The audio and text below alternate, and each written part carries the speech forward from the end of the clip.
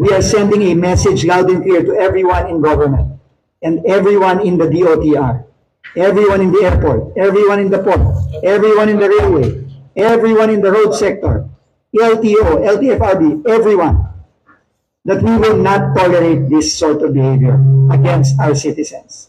So we are hereby announcing the termination of all the people in the OTS who were involved in this incident. Ilan ba? Tatlo. Three personnel. Hindi po kami nagloloko. We are not fooling around here. Hindi kami nagloloko dito. Kung akala nyo nagloloko kami, nagkakamali kayo. Kung akala nyo, ginagawa lang namin to for show, nagkakamali kayo. No, and the appropriate investigations will be conducted and the proper administrative charges will be filed after the investigation has been conducted.